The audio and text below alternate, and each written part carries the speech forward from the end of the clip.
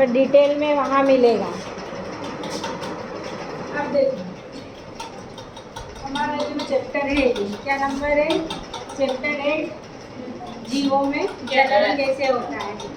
इससे पहले हमने बात करी है वेजिटेटिव रिप्रोडक्शन, सेक्सुअल, मेल और फीमेल जेनाइटल ऑर्गन के सचित्र डायग्राम, ठीक है। पुष्प के विभिन्न भागों के वर्णन ये भी हमने पढ़ा है। अब जो हम देखेंगे ये हमने जो पूरा चैप्टर पढ़ा है उसमें कुछ टर्मिनोलॉजी आई है जो आप 10th के स्टूडेंट के लिए बिल्कुल नहीं है कि नहीं?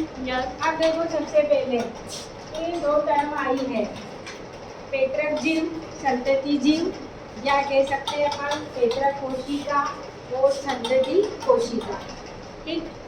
जैसे जो जीव हैं, जिन जीवों में जनन हो रहा है वो जीव तो क्या है? पेत्रक जीव है या पेत्रक कोशिका है, और उनसे जो नए जीव उत्पन्न हो रहे हैं वही क्या है? संतति जीव है और संतति कोशिका है। क्लियर है?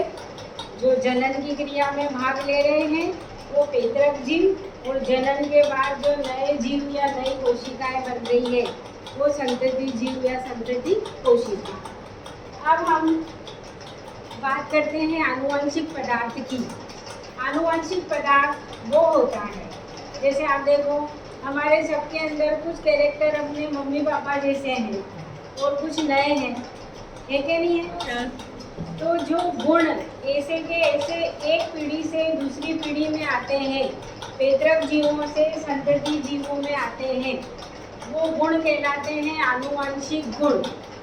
अब गुण मतलब कोई ये तो है नहीं कि ऐसा कैसा उठ के आ गया गुण। गुण को लाने वाली कुछ रचनाएं होगी एक पीढ़ी से दूसरी पीढ़ी में, यानी आनुवंशिक गुणों का वहन आनुवंशिक इकाई जीन्स के द्वारा किया जाता है।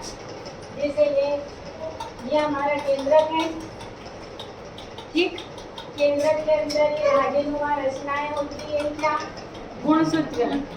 इन गुणसूत्र के ऊपर लीनियर मैनर में रैखिक क्रम में क्या पाए जाते हैं?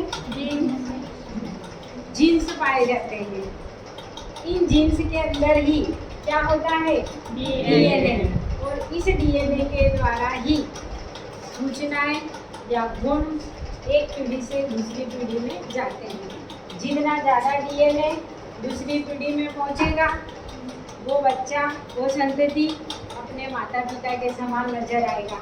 जितना कम पहुंचेगा उतने ज़्यादा वेरिएशन और नए लक्षण आएंगे, ठीक है। अब देखो ये अगली आनुवंशिक पदार्थ का नाम है डीएनए। डीएनए का पूरा नाम क्या है? डीऑक्सीराइबोन्यूक्लिक एसिड, ठीक है। अब इसके बाद बात करते हैं हम विभिन्नता की। आनुवंशिकता मतलब लक्षणों का ऐसे के ऐसे दूसरी पीढ़ी में पहुंचना, ये कहलाता है आनुवंशिकता। और जो गुण एक पीढ़ी से दूसरी पीढ़ी में आएंगे वो कहलाएंगे आनुवंशिक गुण या लक्षण। और विज्ञान की वो शाखा जो आनुवंशिक गुणों और उनकी पीढ़ी दर पीढ़ी संचरण का अध्ययन करती है वो क्या कहलाती है? आनुवंशिकी। ये अगला चैप्टर है हमारा, बाद में बात करेंगे, ठीक। अब आते हैं हम विभिन्नता। अभी हमने बोला कि हमारे अंदर हम हूबहू अपने माता पिता के समान नहीं है, कुछ नए हैं। मतलब हमारे अंदर जो वेरिएशंस आए हैं आनुवंशिक गुणों के अलावा हमारे अंदर जो नए लक्षण उत्पन्न आए हैं ये क्या कहलाते हैं? विभिन्नता।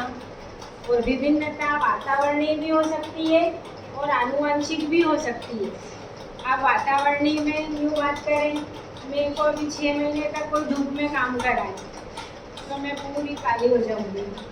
जो भी कलर है इससे बहुत डिफरेंट हो जाएगा, ठीक। बाहरी परिवर्तन के कारण विभिन्नता आई। अब ऐसा तो है नहीं कि मेरे जो संतति उत्पन्न होगी वो भी उतनी ही काली होगी, नहीं। वातावरणीय विभिन्नताएं जीव की मृत्यु के साथ ही समाप्त हो जाती है। लेकिन हाँ, परिवर्तन यदि जेनेटिकल हुआ, गुणसूत्र में हुआ, जीन्स में हुआ या डीएनए में हुआ तो वो परिवर्तन दूसरी पीढ़ी में पहुंचता है और वो ही परिवर्तन वंशानुगत होता है। ठीक है, तो विभिन्नताएं क्या है? संतति में नए लक्षणों का आना, ये कहलाता है विभिन्नता। क्लियर है? अब आगे आते हैं अपन कोशिका विभाजन। जीवन की संरचनात्मक इकाई कोशिका होती है और कोशिकाओं का वो समूह जो वृद्धि, विकास और संरचना में समान होता है ऊतक कहलाता है। ये आपको मालूम ही है। ये कोशिका, इसमें विभाजन हुए, इससे क्या हुआ? ये बहुत सारी कोशिकाएं, तो कोशिकाओं का समूह कहलाता है ऊतक। यानी कोशिकाओं में विभाजन होता है, नई कोशिकाएं बनती है, पुरानी नष्ट होती है सामान्य प्रोसेस में। अब ये जो कोशिका विभाजन है दो तरह का होता है। एक होता है समसूत्री विभाजन, एक होता है अर्धसूत्री विभाजन। समसूत्री विभाजन में क्या होता है? कोशिका हूबहू अपनी पैतृक कोशिका से समान होती है। जैसे पैतृक कोशिका में 24 गुणसूत्र है, विभाजन हुए तो विभाजन से जो कोशिकाएं बन रही उसमें भी कितने होंगे? 24 ही होंगे। लेकिन अर्धसूत्री विभाजन में क्या होता है? आधी होती है। अर्धसूत्री विभाजन में जैसे मान लो इस कोशिका में कितने गुणसूत्र हैं? 24 है। अर्धसूत्री विभाजन में गुणसूत्रों की संख्या पैतृक कोशिका की आधी रह जाती है। जहाँ गुणसूत्रों की संख्या समान रहेगी विभाजन के बाद। समसूत्र, सूत्र मतलब गुणसूत्र जैसे पहले थे बाद में भी वैसे के वैसे बने हुए, इसलिए इस विभाजन को कहा समसूत्री विभाजन। और जितनी भी जनन अंगों को छोड़कर शरीर की सभी कोशिकाओं में कौन सा विभाजन होता है? समसूत्री विभाजन होता है। सिर्फ हमारे जनन अंगों में रिप्रोडक्टिव पार्ट्स में कौन सा विभाजन होता है? अर्धसूत्री विभाजन। अर्धसूत्र यानी जो सूत्र है वो विभाजन के बाद क्या हो जाएंगे? आधे रह जाएंगे। अब यहाँ देखो आप, अर्धसूत्री विभाजन में भी क्या होता है? 1 से 4 कोशिका बनती है और गुणसूत्रों की संख्या क्या होती है? आधी रह जाती है। समझ में आया?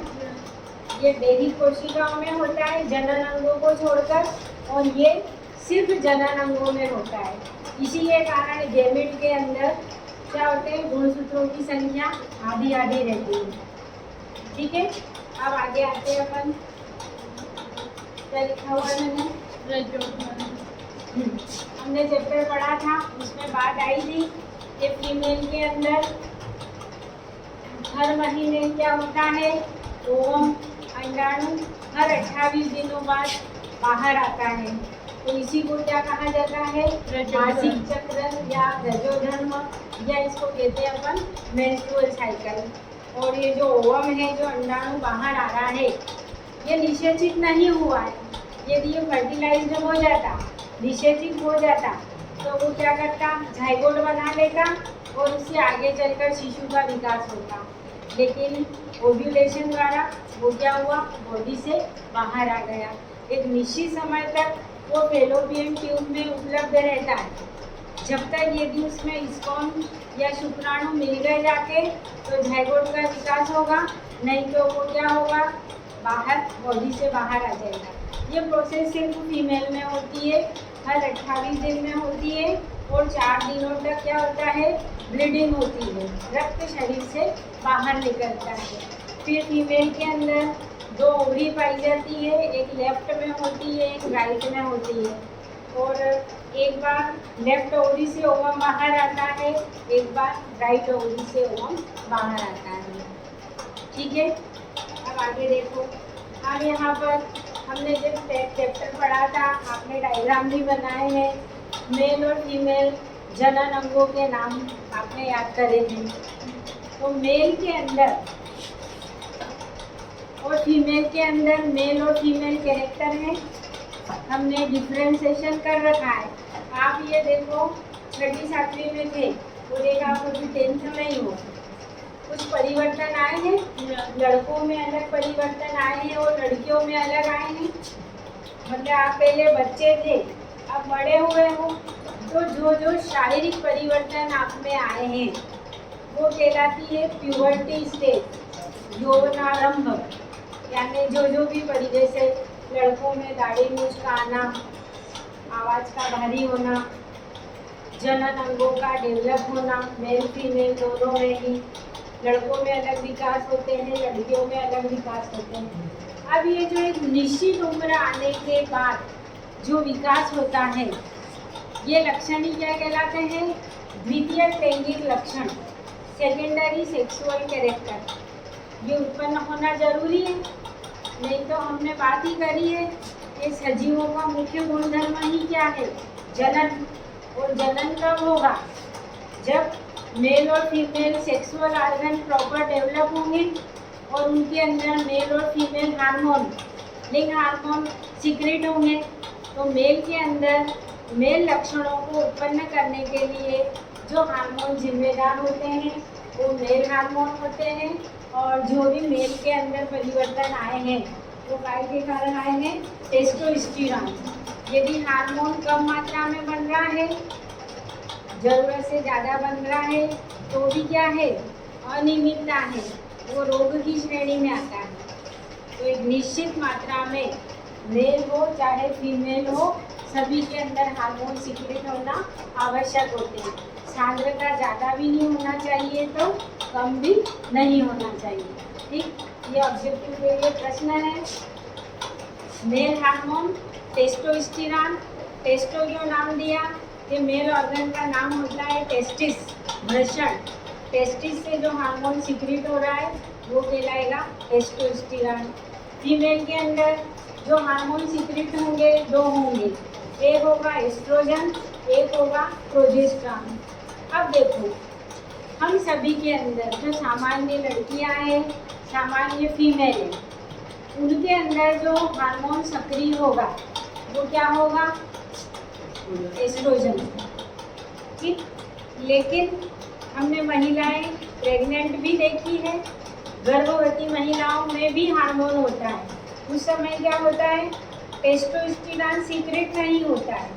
उस समय जैसे ही जाइगोट का निर्माण होता है फीमेल की बॉडी में, कौन सा हार्मोन सक्रिय हो जाता है? प्रोजेस्टेरॉन। और ये प्रोजेस्टेरॉन हार्मोन ही क्या करता है? P for pregnancy. ये प्रेगनेंसी को, गर्भावस्था को पूरे 9 महीने तक क्या करता है? सुरक्षित रखता है। शिशु जन्म के बाद क्या करता है? मेमरी ग्लैंड, दुग्ध ग्रंथियों से मिल्क, दूध का स्त्रावण होता है। और जब तक बॉडी में प्रोजेस्टेरॉन सक्रिय है तब तक एस्ट्रोजन कार्य नहीं करता, होता ही नहीं है सीक्रेट।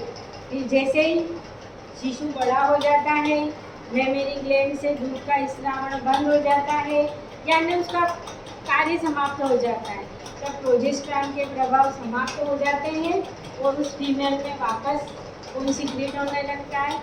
एस्ट्रोजन। समझ में आया? इसके बाद यहाँ बात करते हैं अपन प्लेसेंटा। अब मालूम है प्लेसेंटा क्या होता है? हमारे सबके नाभि है पेट के यहाँ पे, उधर से थोड़ा सा नीचे है नाभि। अब इस नाभि के यहाँ पर कुछ इस तरीके की डोरीनुमा रचना होती है। ये चिन्ह है नाभि। इसका मतलब ही क्या है कि यहाँ से जब हम भ्रूणी अवस्था में थे तब अपनी माता से जुड़े हुए थे। नहीं तो जो लेडीज़ के अंदर भ्रूणी विकास हो रहा है वो भ्रूण क्या बाहर आके खा पी रहा है, सांस ले रहा है, उसका डेवलपमेंट अंदर ही हो रहा है, वो अंदर ही सांस ले रहा है, अंदर ही उत्सर्जन कर रहा है, पोषण भी वही मिल रहा है। यानी वो फीमेल के गर्भाशय से ही सभी आवश्यकताएं पूरी करता है। यानी फीमेल के द्वारा एक डोरीनुमा ऊतक की रचना होती है जो प्लेसेंटा कहलाती है। और इस प्लेसेंटा के द्वारा ही माँ और गर्भस्थ शिशु के बीच में कोरिलेशन संबंध होता है। माँ जो भी खाती है, ऑक्सीजन ले रही है, पोषण बच्चे तक पहुँचता है। बच्चे में जो उत्सर्जी पदार्थ बन रहे हैं इस प्लेसेंटा के द्वारा ही कहाँ आते हैं? माता के अंदर आते हैं। समझ में आया? अब ये नहीं होगा तो शिशु का विकास ही नहीं होगा।